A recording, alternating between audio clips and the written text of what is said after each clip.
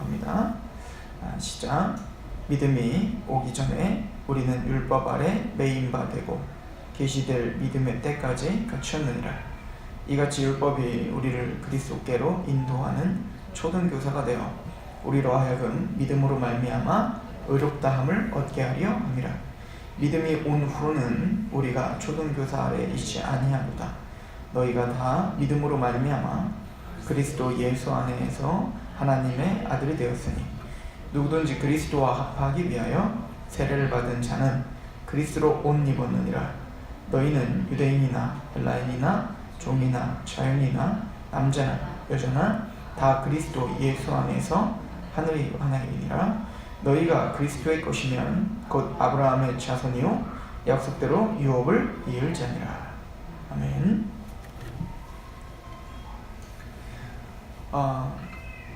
우리는 장로교 또 개혁주의 신학 안에서 신앙을 하는 사람들입니다. 개혁주의 신학을 다른 말로는 언약신학이라고도 불러요. 왜냐하면 우리 개혁주의자들, 개혁자들, 특별히 이제 루터 그리고 쯔빙글리 그리고 칼빈으로 이어지는, 사실 이제 쯔빙글리와 이제 칼빈으로 이어지는, 그래서 블링과 존 낙스 그리고 이제 청교도들, 존 오웬이랄지 그리고 마지막 청교도라고 부르는 조나단 에드워즈까지 우리가 그들을 개혁주의 또 언약신학자들이라고 표현을 하는데요. 그 이유가 뭐냐면 성경을 통으로 보는 겁니다. 이 개혁주의의 신학의 또 신앙의 좋은 유산은 성경을 창세기부터 계시록까지 통전적으로 보는 거죠. 한 권의 책으로 보는 겁니다.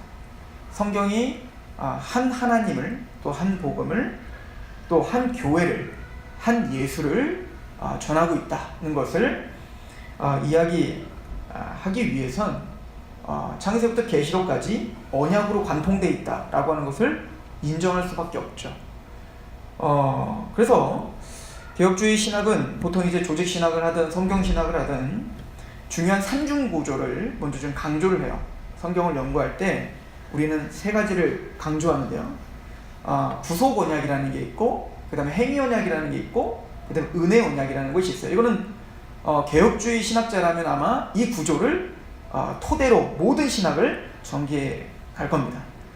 구속 언약이라는 것은 하나님께서 언약을 체결하시는데 이것은 창세 전에, 이 땅의 역사가 시작되기 전에 성부 하나님과 성자 예수님께서, 더 폭넓게는 성령 하나님, 이 삼위 하나님들끼리 언약을 체결하셨다는 겁니다. 즉 하나님은 어떤 계획을 하셨다는 거예요. 성부 하나님은 어떤 계획을 하시고 구속을 이루시고 완성할 것에 대한 목적을 정하셨죠.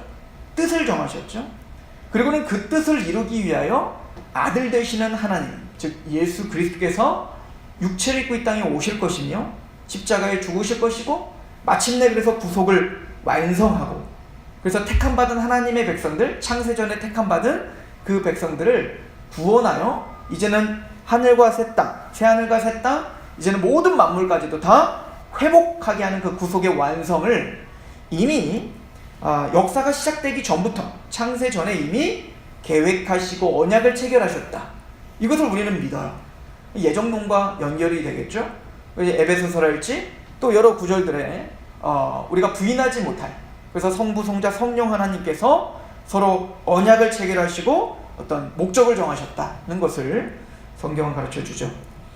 그리고 행위 언약이라는 게 있습니다. 즉 행위 언약과 은혜 언약은 하나님이 정하신 그 구속 언약, 구속을 하겠다라고 결정하신 그 언약이 이제는 시간 속으로 들어오는 겁니다. 역사 속으로 들어오는 겁니다. 그래서 아담이 이 땅에 존재하는 이후부터 예수님이 오실 때까지 그런 역사, 인생의 역사들 속에서 그 구속 언약이 우리에게 보여지는 형태로 나타나는데, 그 두 가지 형태는 바로 행위 언약과 은혜 언약으로 나타난다는 겁니다. 그 행위 언약은 뭐죠? 창세기 2장에 보면 하나님께서 아담과 체결하신 언약이죠. 행위 언약은 말 그대로 하나님이 언약을 주시고 그 언약은 조건이 있어요. 그 조건은 뭐냐면 인간의 선행, 인간의 행위가 조건입니다. 그래서 네가 선악과를 먹으면 너는 죽을 것이고 네가 선악과를 먹지 않으면 너는 영원한 생명을 얻게 될 거야 라고 하는 하나님이 조건을 붙여서 행위를 조건으로 책임으로 하는 언약을 체결했다. 이게 바로 행위 언약이죠. 그 행위 언약이 조금 더 구체화되고 이제는 이스라엘 백성들에게 모세를 통해서 더 우리에게 주어졌는데 그게 바로 율법인 거예요. 그러니까 선악과를 따먹지 마라 라고 하는 그 개념에는 율법의 613가지가 되는 모든 이야기가 그 안에 다 농축되어 있는 거예요. 선악과를 먹지 말라 라고 하는 그 말 뜻에는. 그래서 그 행위 언약이 더욱더 구체화되고 우리에게 더 확실한 어떤 언약으로 우리에게 주어진 게 바로 율법이고 그 중에 핵심이 바로 십계명이 되겠죠. 그래서 우리는 그 율법 앞에 섰을 때 조건이 항상 붙는 겁니다. 네가 율법을 다 지켜야, 네가 율법을 항상 모든 율법을 다 지켜야 생명을 얻을 것이다 라고 하는 하나님께서 아담에게 주셨던 그 행위 언약이 율법을 통해서 우리를 정죄하는 겁니다. 그렇죠? 하나님은 그 율법을 주신 목적이, 그 율법을 행위 언약을 주신 목적은 행위 언약으로 아담이 또 그 이후에 이스라엘 백성들이 그 율법을 다 지켜 하나님 앞에 인정받고 하나님의 그 구속을 스스로 완성할 수 없다는 것을 누구보다 잘 알고 계셨죠. 그런데 하나님은 왜 그렇다면 그들에게, 이런 연약한 우리들에게 죄가 없었던 아담조차 그 행위 언약에 실패했단 말입니다. 근데 우리는 이제 아담은 죄가 없었지만 이제는 우리는 뭡니까? 아담이 타락한 이후에 이제 죄가 농후한, 우리에게 선이 없는, 그래서 우리는 생각하는 거나 말하는 거나 행동하는 거나 우리가 선택하는 모든 것이 하나님의 뜻이 아니라 내 이기적인 욕망을 채우려고 하는, 그래서 내 뜻대로 살려고 하는 그 죄성이 농후한 우리는, 아담이 한 번 선악과를 따먹었다면 우리는 100번, 1000번, 10,000번을 따먹는 사람들이다는 것을 성경은 가르쳐주고 있다고요. 그러니까 사실은 성경 속에서 행위 언약을 주셨던 그 목적, 또 아담이 행위 언약 안에 그 율법으로 하나님 앞에 인정받지 못했다는 사실을 우리가 제대로 교리적으로 알고 있다면, 율법을 지켜 우리가 하나님 앞에 인정받겠다라고, 우리가 율법을 지켜 하나님 앞에 의롭다움을 받겠다, 구원을 받겠다라고 하는 말이 얼마나 말도 안 되는 말이며 성경을 몰라도 너무 모른다는 것을 우리는 발견할 수가 있는 것이죠. 그래서 아담이 타락을 한 이후에 하나님은 은혜 언약이라는 걸 주셨어요. 그래서 이 은혜 언약이라는 것은, 행위 언약과 은혜 언약은 구약과 신약 전체에 다 나타났는데, 구체적으로 구약 전체를 보면 하나님께서 아담이 타락한 이후에 아담에게 창세기 3장 15절에 주신 것이 바로 은혜 언약이죠. 타락하여 죽을 수밖에 없는 아담에게, 그럼 네가 구속을 이룰 수 없고 내가 너에게 한 자손을 줄 건데 그 자손으로 말미암아 너를 타락하게 하고 너를 얽매이게 하는 그 뱀, 사단의 머리를 밟을 거야 부터 하나님이 모든 것을 행하실 것에, 즉 거기에는 조건이 붙지 않죠. 인간이 뭔가를 하면 내가 그 일을 하마가 아니라, 인간은 여전히, 아담은 타락한 상태고 에덴 동산에서 쫓겨난 상태이지만 그 죄 가운데 있는 아담에게 하나님의 전적인 주권과 하나님의 전적인 은혜로 그냥 주신 은혜, 언약, 이게 뭐죠? 은혜 언약. 그 은혜 언약은 아담에게 주셨고 또 노아에게 동일하게 약속하십니다. 그 노아에게 약속하시고 또 그 언약은 아브라함에게 약속하시고 또 그 아브라함에게 약속하신 그 언약은 모세에게, 물론 모세에게 주신 언약은 율법과 그 은혜 언약을 우리가 좀 더 구분하여 해석해야 되겠지만, 모세에게 주셨고 그 모세에게 주셨던 언약은 다윗 왕에게, 그리고 다윗에게 주셨던 언약은 이제는 예레미야와 선지자를 통해서 새 언약이라는 이름으로 우리에게 은혜 언약을 허락하시고, 그리고 그 율법, 그 행위 언약과 은혜 언약을 온전히 성취하신 그 자손이 오셨는데 그분이 바로 예수 그리스도다. 이것이 바로 신약의 시작이라는 거예요. 제가 이 이야기를 하는 이유는 사도 바울의 사고체계에는, 사도 바울이 지금 복음과 율법을 설명하는 데에는 지금 제가 설명한 창세기부터 장구한 역사 속에서 하나님이 원래 만세전부터 계획하신 그 구속언약, 그걸 뭐 구속언약이 부르든 창세전에 뭐 계획한 계획이라고 부르든 예정이라 부르든 뭐라 부르든, 하나님이 언약을 스스로 체결하신 그 언약을 이루시기 위해서 그 역사 속에서 그 장엄한 어떤 그 역사의 언약의 성취들을 우리에게 보여주신 그때가 드디어 찼고, 그때의 절정에, 그때의 성취로 예수님이 이 땅에 오신 것이다. 그래서 예수님이 오심으로 그 율법과 그 은혜 언약은 온전히 성취가 됐다라고 하는 것을 사도 바울은 감격하고 있었고, 그것을 우리에게 설명해주고 있었다는 것이 중요합니다. 우리 갈라디아서를 좀 보고 지난주에 상고했던 말씀과 또 다음 주에 상고할 말씀을 좀 본 다음에 우리 사도 바울이 왜 이렇게 제가 그 모든 장관 구속 언약을 마음에 두고 했다라고 이야기하는지를 봅시다. 16절에 보시면 3장 16절, 이 약속들은 아브라함과 그 자손에게 말씀하신 것인데 여럿을 가리켜 그 자손들이라 하지 아니하시고 오직 한 사람을 가리켜 내 자손이라 하셨으니 곧 그리스도라. 그래서 아담에게 허락했던 그 씨, 그 자손, 그 후사, 이게 다 똑같은 말이에요. 히브리어는 제라라고 하는 말인데요, 그 씨가 동일하게 아브라함에게도 약속될 때 한 씨를 주겠다라고 했었잖아요. 새 씨 낳을 때 다른 씨를 주셨다. 그러니까 씨에 대한 집착이 있다고요. 구약은 다윗에게도 너에게 한 씨를, 한 자손을 주겠다는 거 아닙니까? 그 자손은 여럿을 가리켜 말한 것이 아니라 바로 예수 그리스도를 예언한 것이다. 그러니까 구약 전체에서 말한 그 씨, 그 자손은 예수님을 가리켜 이야기한 거라는 거예요. 오늘 말씀을 우리 3장 23절을 보십시오. 믿음이 오기 전에 우리는 율법 아래 매인바 되고 계시될 믿음의 때까지 갇혔다.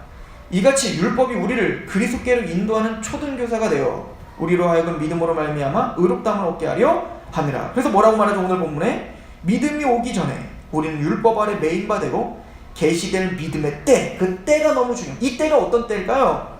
4장을 한번 가보세요. 갈라디아 4장은 다시 한번 반복적으로 설명하는데요, 4장 4절 우리 같이 한번 읽어봅시다. 시작. 때가 참에 하나님이 그 아들을 보내사 여자에게서 나게 하시고 율법 아래 나게 하신 것은 율법 아래 있는 자들을 속량하시고 우리로 아들의 명분을 얻게 하려 하십니다. 때가 참에, 이 때가 참에는 뭐죠? 구약 전체를 지금 포괄한 이야기인 거예요. 창세기부터 말라기까지, 아니 계시록까지 하나님이 그 염두에 두셨던 그때는 누굽니까? 바로 예수 그리스도가 이 땅에 오신 그때를 가리키는 것이죠. 그래서 그때가 참에 하나님께서 그 아들, 그 씨를, 그 후사를 여자에게서 나게 하시고 어디서? 율법 아래 태어나게 하신 이것은, 즉 행위 언약 아래 태어나게 하신 것은, 원래는 예수님께서는 하나님이십니다. 율법의 제정자예요. 율법의 창조자라고요. 예수님은 율법을 지킬 의미가 없어요. 의미가. 왜죠? 제정자시니까. 하나님이시니까.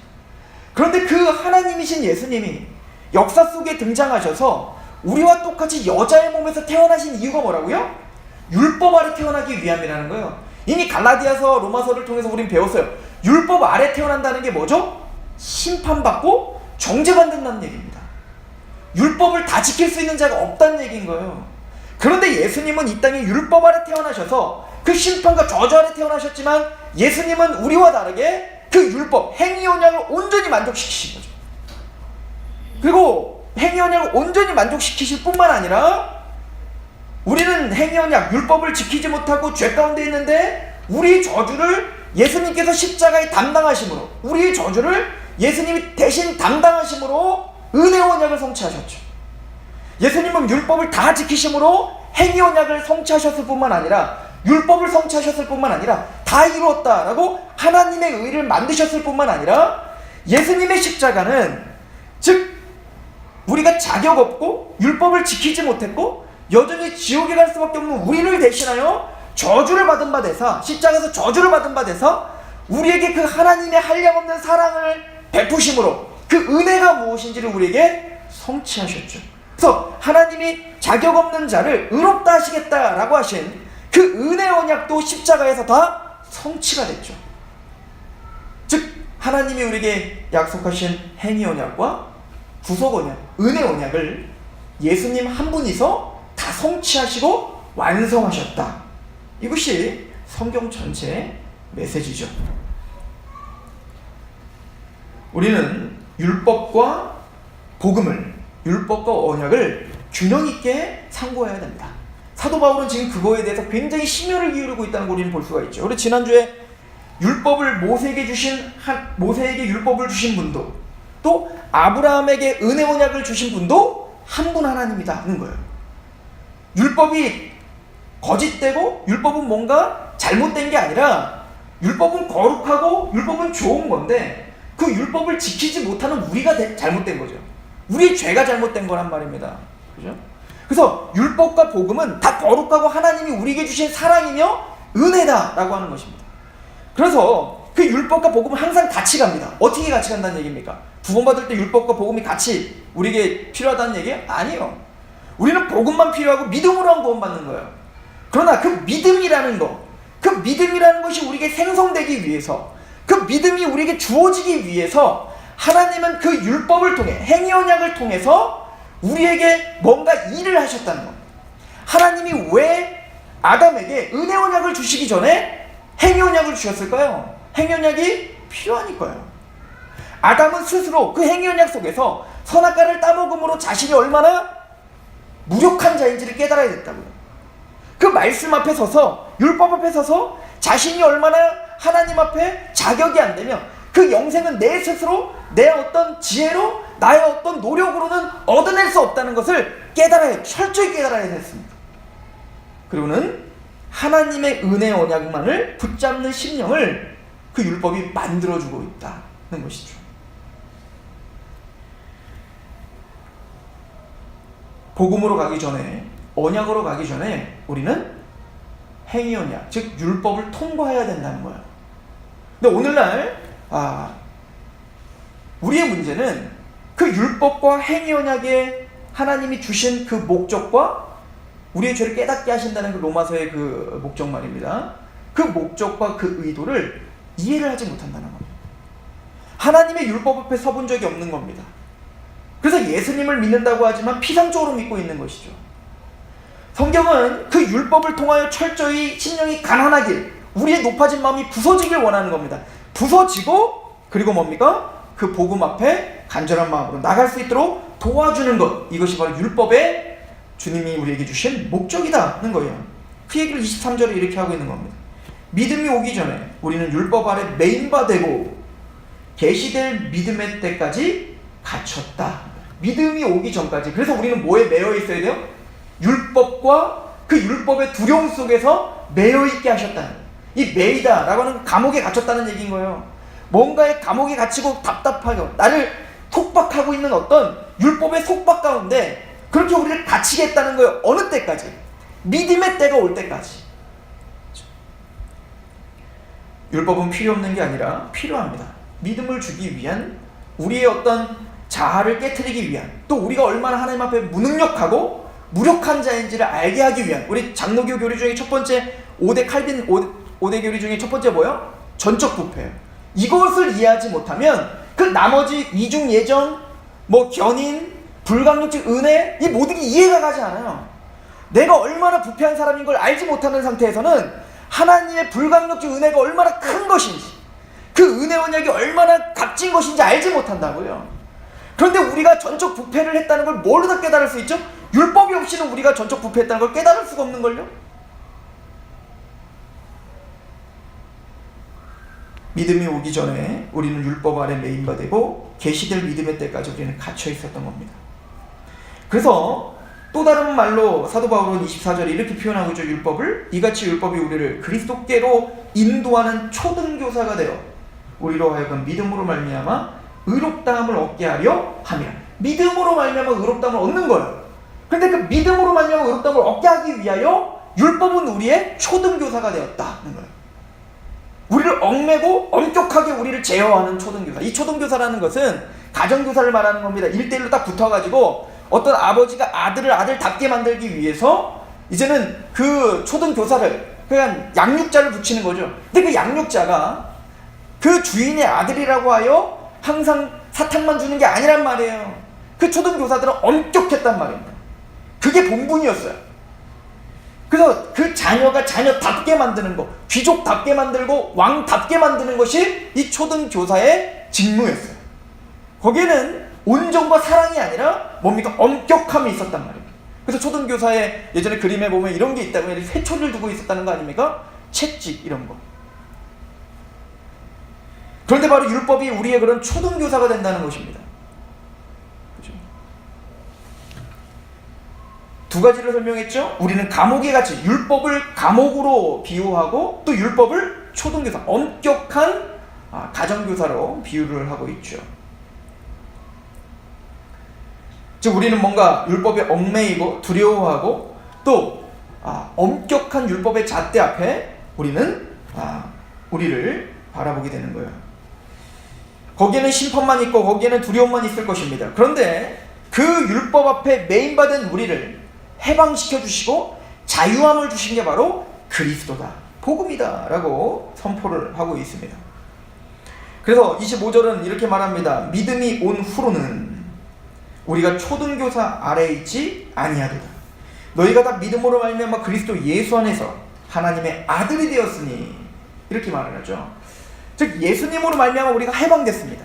예수님으로 말미암아 우리가 자유하게 됐다는 거예요. 진리를 할지는 진리가 너희를 자유케 되리라 라고 하죠. 그러니까 율법에 두려워서 율법에 얽매이며 하나님을 섬기는 자가 아니라는 거예요. 이제는 뭐죠? 종된 신앙이 아니라 뭐라는 거야? 아들된 신앙이라는 거 아닙니까? 이제는 두려움이 없어요. 이제는 하나님께서 우리에게 양자의 영을 부어주시세요. 성령님이 양자의 영이라고 하시죠? 양자의 영을 부어주셔서 하나님을 아빠, 아버지라 부르짖는다는 거예요. 이제는 거기엔 두려움이 없고 하나님 아버지를 향한 사랑이 있는 그런 아들됨으로 만들었다는 거예요. 즉 여기서 말하는 아들이란 이미 장성한 아들을 말하는 겁니다. 쉽게 예를 들어서 초등교사 아래에 있었던, 구원받기 전에 율법에 얽매여 있을 때의 우리의 상태는 꼭 그거와 같다는 겁니다. 저도 어렸을 때 보면 저희 어머니가 두려웠습니다. 무서웠어요. 굉장히 무서웠단 말이에요. 빗자루로 맞을지 무슨 타이어로 맞을지 모르니까 두려웠다고요. 그러니까 저희 어머니가 뭘 하라고 그러면 너무 잘했어요. 참 착한 아이였어요. 왜냐면 안 하면 큰일 나니까요. 맞잖아요. 근데 지금은 저희 어머니가 이해도 가요. 저희 아들을 키워보니 이해가 갑니다. 이게 소리를 안 지르고 윽박을 지르지 않으면 움직이질 않아요. 그죠? 왜 그럴까요? 어려서 그렇죠. 아직 얘는 그 어린아이는 뭔가 얽매여 살고 있는 겁니다. 뭐에 얽매여 살고 있죠? 율법에 얽매여 살고 있는 겁니다. 그래서 제가 저희 아들한테 맨날 너 율법주의자 같다고 내가 이제 그러는데, 뭔가를 윽박을 지르고 협박을 하고 너 안 그러면 쫓아낸다라고 하지 않으면 하지를 않아요. 그게 구원받기 전의 사람들의 상태라고요. 하나님의 마음과 하나님의 의도와 하나님이 왜 그렇게 했는지 전혀 이해를 못한다고요. 그냥 하나님이 복을 주셨으면 좋겠고 그냥 내가 평안했으면 좋겠는데 내가 두렵고 율법이 두려워서 뭔가를 행하는 자가 된다고. 이게 뭐냐면 율법에 매여있는 상태라는 거예요. 이거는 아들된 신앙이 아니라 종된 신앙인 거예요. 그죠? 그런데 믿음의 때가, 드디어 예수님이 오셔서 믿음의 때가 오면 우리는 그 종된 신앙에서, 그 율법에 얽매인 신앙에서 우리는 해방되고 우리는 자유케 된다는 겁니다. 이게 믿음이에요. 이게 예수님께서 우리에게 행하신 은혜입니다. 그럼 어떻게 되는 것이죠?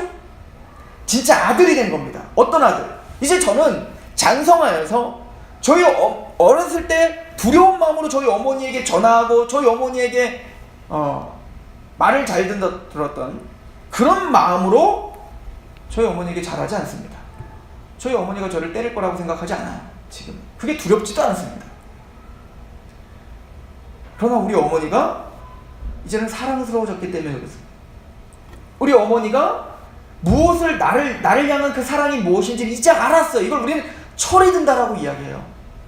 사도 바울은 꼭 그 철이 든다라고 하는 그 말을 거듭남으로 표현하고 있는 겁니다. 구원을 받고 그 은혜 안에 믿음이 진짜 온 사람들은 철이 든다는 거예요.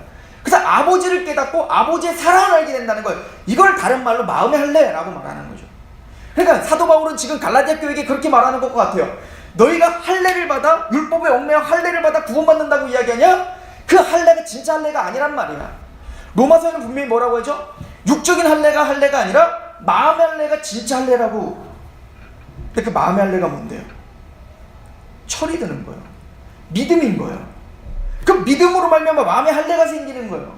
예수 그리스도가 우리 안에 오셔서 우리 안을 뒤집어 마음의 할례를 해주시는 겁니다.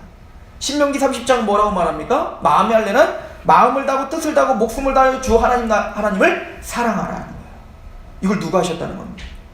원수 되었을 때에 자기 아들을 죽이시며 우리를 사랑하신, 우리가 주님을 먼저 사랑한 것이 아니라 하나님이 우리를 먼저 사랑하셨다는 거 아니에요? 원수 되었던 우리를 위하여 자기 아들을 죽이기까지 그 사랑을 예수 그리스도로 말미암아 확증하셨다는 거 아니에요? 성령님으로 우리가 거듭날 때 성령님은 그 십자가의 사랑을 우리 안에 부어주셨다고 로마서 5장은 말하는 거 아닙니까? 그래서 우리는 하나님을 사랑하게 됐죠. 마음의 할례를 얻었죠. 하나님을 사랑하게 된 겁니다. 하나님을 지극히 사랑하게 돼서 이제는 그 하나님의 의도를 알고 싶은 겁니다.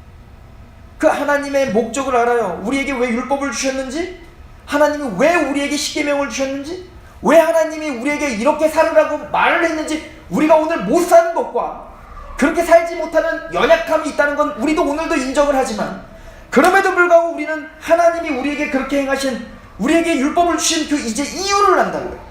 이제는 두려워서 율법을 지키는 사람들이 아니라 그 십자가에 감격하여 그 하나님의 말씀을 이루어드리려고 하는 사람들이 됐다고요. 이게 해방입니다. 이게 자유예요. 성경에서 말하는 자유라는 건 방종을 말하는 게 아닙니다. 우리는 둘 중에 하나 종으로 있어요. 우리는 노예입니다. 둘 중에 하나예요. 중간은 없습니다. 로마서 6장은 뭐라고 하죠? 너희가 죄의 노예든지 아니면 그리스도의 노예든지, 너희가 죄의 종이든지 그리스도의 종이든지 둘 중에 하나예요. 중간지대는 없어요. 흑암의 권세에서 건져내서 중간지대로 옮기셨느냐, 이런 말 없습니다. 흑암의 권세에서 건져내서 하나님의 사랑의 아들의 나라로 옮기시는 겁니다. 아들의 나라라고 하는 것은 그 나라는 하나님의 말씀이 통치하는 나라요, 하나님의 율법이 통치하는 나라요, 하나님의 율례와 하나님의 뜻이 통치하는 나라인데, 우리는 세상의 지배 가운데, 죄와 사망의 지배 가운데, 그래서 내 욕심대로, 내 자만대로, 나의 어떤 생각대로, 내 감정대로 살았던 그 나라에서 우리를 건져주셔서 이제는 하나님의 말씀이 통치하는 나라로 옮겨주셨단 말입니다. 근데 자발적인 순종으로 인도하는 나라죠. 그 십자가, 그 왕 되시는 예수님이 나를 위해 죽었다라고 하는 그 희생의 은혜원 양을 알고 마음을 다하여 섬기는 나라죠. 해방된 겁니다. 자유한 겁니다. 이제는 율법을 지키지 않아 지옥에 간다는 그런 두려움으로 예수님을 섬기는 게 아닌 거예요. 우리 에스겔서를 한번 볼까요? 이걸 우리는 새 언약이라고 하고요. 은혜 언약의 핵심입니다. 우리 한번 가봅시다. 에스겔 36장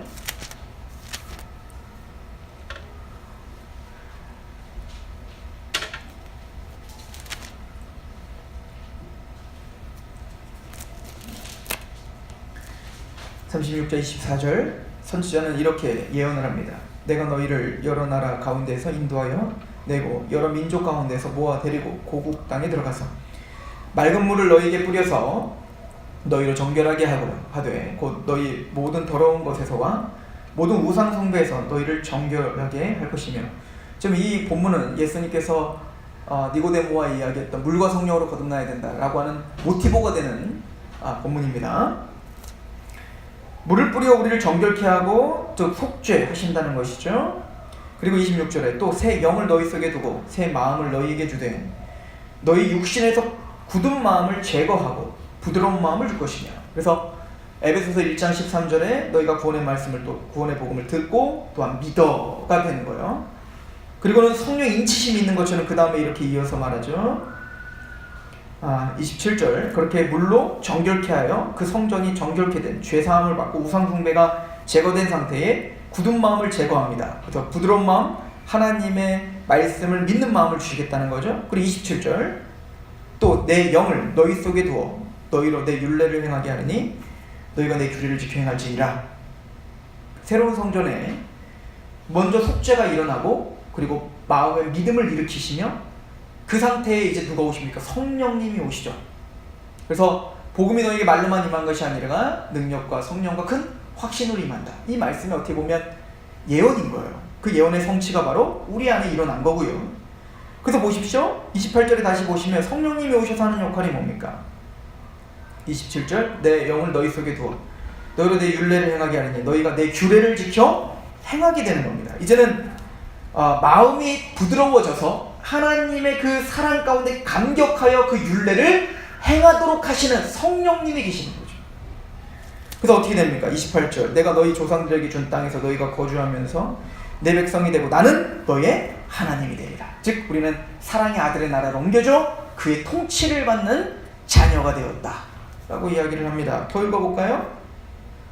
31절입니다. 그때 너희가 너희의 악한 길과 너희 좋지 못한 행위를 기억하고 너희 모든 죄악과 가증한 일로 말미암아 스스로 믿게 해버리라. 그때는 누가 시키지 않아도 하나님의 말씀 앞에 내가 죄인이었군요. 내 삶이 다 엉터리였군요. 그 죄송한 마음과 미안한 마음으로 하나님께 회개하는 애통하는 심령을 갖는 심령이 되더라. 이게 새 언약의 사람들의 특징이다 라고 성경은 가르쳐주고 있습니다. 이게 바로 해방입니다. 진짜 자유이죠. 율법에 얽매이지 않고 이제는 우리의 감옥, 율법이라는 감옥과 율법이라는 초등교사에서 이제는 예수님은 해방시켜 주셨습니다. 그래서 이제는 하나님을 사랑하는 마음으로 사도 바울이 말한 것처럼 그 사랑이 나를 강권하시도다 라고 하는 것처럼 이제는 그 사랑이 우리를 강권하여 그 하나님의 말씀에 순종하는 자들이 되었다 라고 성경은 우리에게 이야기를 합니다. 그리고 갈라디아서는 조금 더 우리에게 확대하여 이렇게 설명을 하죠. 아주 중요한 설명입니다. 27절, 우리 갈라디아 3장 27절입니다.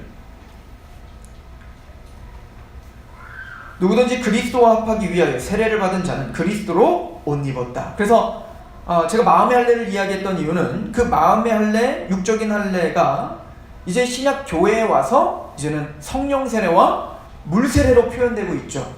그래서 사도 바울은 이런 어떤 해방, 하나님을 사랑하게 하셔서 죄와 율법과 그 얽매이는 그 종에서 해방하여 이제는 마음을 다하여 사랑하는 마음으로 하나님의 백성이 된 그 상태를 뭐라고 표현하고 있냐면 우리가 예수 그리스도로 옷 입고 이제는 세례를 받았다라고 표현하고 있는 거라고요.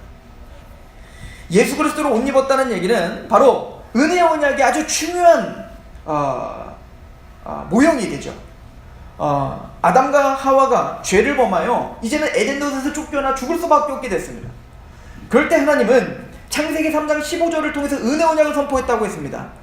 내가 너의 자격 안됨과 너의 범죄함으로 말미암아 마땅히 죽어야 되지만 내가 너희를 타락시키고 너희를 얽매고 있는 그 사단의 권세를 너의 자녀, 그 씨, 그 자손을 통해 그 예수를 통해 이제는 너희를 구원할 거야. 이 은혜 언약을 선포한 이후에 어떠한 형태로 너희를 구원할 건지 모형을 보여줬는데 그게 뭐냐면 그 죄 가운데 쫓겨난 그 아담과 하와에게 짐승의 가죽 옷을 입혀주신 거였죠.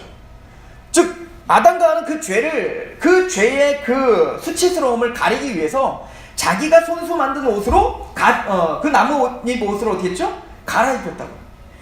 즉 자신의 어떤 행위와 자신의 노력으로 그 죄를 가리려고 했다는 거예요. 이게 율법주의죠. 그러나 그는 자신의 노력과 행위로 만든 그 옷으로, 그 나뭇잎으로는 도저히 그 수치를 가릴 수가 없었습니다. 그런데 하나님은 이제는 그 수치를 가려주시기 위하여 하나님이 손수 만든 옷이 있었다는 게 뭐죠? 가죽옷이에요. 그 가죽옷을 만들려면 뭡니까? 가축이 죽어야 되는 겁니다. 즉 그 죄값을 받기 위하여 그 수치를 가리기 위하여 원래 아담과 하와가 죽어야 되지만 하나님은 아담과 하와가 아닌 다른 짐승, 대속제물을 죽이시고 그 가죽을 벗겨 그에게 옷을 입혀보는 거예요. 즉 가려주시겠다는 거죠. 우리에게 가죽옷은 바로 예수 그리스도라는 겁니다. 우리의 어떤 노력과 우리의 어떤 진심과 우리의 그 어떤 율법적인 행위도 우리의 죄를 가릴 수가 없는데 예수 그리스도의 십자가의 은혜, 그 십자가에서 이루신 그 하나님의 의의 옷을 우리에게 덮어주심으로 하나님의 은혜 언약을 성취하시겠다는 거고 이미 성취됐다라고 성경은 가르쳐주고 있는 겁니다. 이거를 세례를 받았다라고 표현한 겁니다. 세례가 뭡니까? 우리 로마서 6장을 가보세요. 로마서 6장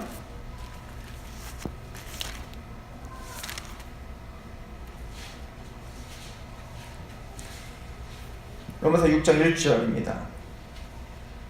그런즉 우리가 무슨 말을 하리요? 은혜를 더하게 하려고 죄에 거하겠느냐? 그럴 수 없다. 죄에 대하여 죽은 우리가 어찌 그 가운데서 살리요? 잘 보세요. 너희가 은혜로 구원을 받았는데 그럼 죄 가운데 살겠느냐? 그럴 수 없다는 겁니다. 그죠? 무릇 그리스도 예수와 합하여 세례를 받은 우리는 그의 죽으심과 합하여 세례를 받은 줄을 알지 못하느냐? 세례라는 게 뭐죠? 예수님의 십자가의 죽음에 우리가 함께 죽었다는 확신이요 믿음입니다. 또 그뿐만 아니라 예수님이 부활했다는 것에 우리가 연합되어 함께 예수님과 살았습니다. 새 생명을 얻었습니다라는 확신이요 믿음입니다. 그렇죠? 4절 그러므로 우리가 그의 죽으심과 합하여 세례를 받음으로 그와 함께 장사되었나니 이는 아버지의 영광으로 말미암아 그리스도를 죽은 자 가운데서 살리신 것 같이 우리로 또한 살아났다고요. 근데 이걸 뭐라고 표현하냐면 새 생명 가운데서 행하게 하려 합니다. 그러니까 거듭나고 십자가와 부활의 정말 죽음을 경험한 그 세례를 받은, 성령 세례를 받은 자는 그거의 표현을 우리는 물 세례를 받잖아요. 그래서 물속에 들어갔다 나오지 않습니까? 그 성령 세례를 받고 정말 부활에 연합하여 살아난 자는 새 생명 가운데 행한다는 거예요. 이게 뭐죠? 자유고 이게 해방이에요. 즉 이제는 율법에 얽매여 두려움 가운데 행하는 게 아니라 그 십자가의 죽음에 그 감격하여 이제는 새 생명 가운데 주님과 함께 우리는 하나님의 말씀 앞에 산다는 겁니다. 5절, 만약 우리가 그의 죽으심과 같은 모양으로 연합한 자가 되었으면 또한 그의 부활과 같은 모양으로 연합한 자도 되리라. 우리가 알거니와 우리의 옛사람이 예수와 함께 십자가에 못 박힌 것은 죄의 몸이 죽어 다시는 우리가 죄에게 종노릇하지 아니하려 함이라. 즉 예수님과 우리가 십자가에 연합하여 부활에 연합하여 우리가 성령 세례 받았습니다. 이 얘기는 뭐라고요? 이미 우리는 죄 가운데 죽었다. 이제는 죄의 종노릇하지 않는다. 이 선포 아닙니까? 8절, 만약 우리가 그리스도와 함께 죽었으면 또한 그와 함께 살 줄을 미노니 이는 그리스도께서 죽은 자 가운데서 살아나셨으며 다시 죽지 아니하고 사망이 다시 그를 주장하지 못할 줄 알미로라.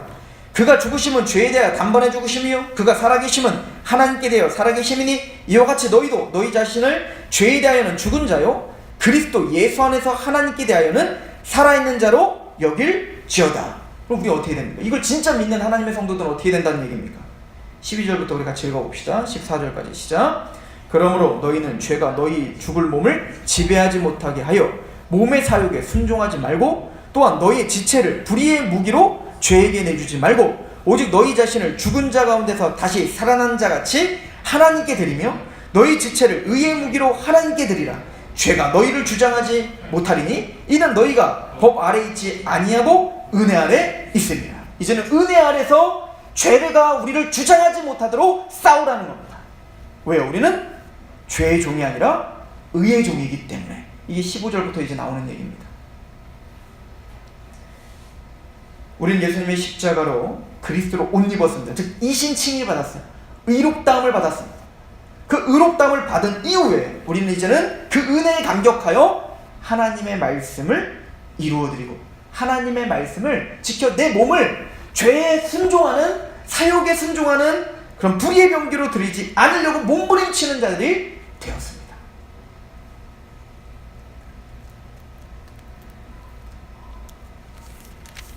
그래서 사도 바울은 이렇게 결론을 내리죠. 그래서 그리스도 옷 입은 하나님의 자녀들은 세 가지의 특권 또 세 가지의 특성이 나타난다라고 이야기를 합니다. 우리 갈라디아서 3장으로 와서 우리 이제 마무리를 해볼까요? 3장 27절부터 보시면 26절부터 29절까지 보시면 너희가 다 믿음으로 말미암아 그리스도 예수 안에서 하나님의 아들이 되었죠. 첫 번째 하나님의 자녀가 됐다는 겁니다. 27절 누구든지 그리스도와 합하기 위하여 세례를 받은 자는 그리스도를 옷 입었죠. 그래서 28절에 보면 너희는 유대인이나 헬라인이나 종이나 자유인이자나 남자나 여자나 그리스도 예수 안에서 하나가 됩니다. 즉 교회가 연합이 된다는 거예요. 하나가 된다는 것이죠. 29절에 너희가 그리스도의 것이며 곧 아브라함의 자손이요 약속대로 유업을 이을 자다. 이 세 가지입니다. 첫 번째 하나님의 자녀가 됐다. 두 번째 그리스도 안에서 모든 성도는 하나가 된다. 세 번째 아브라함의 씨가 되어 우리는 약속대로 유업을 이을 자다.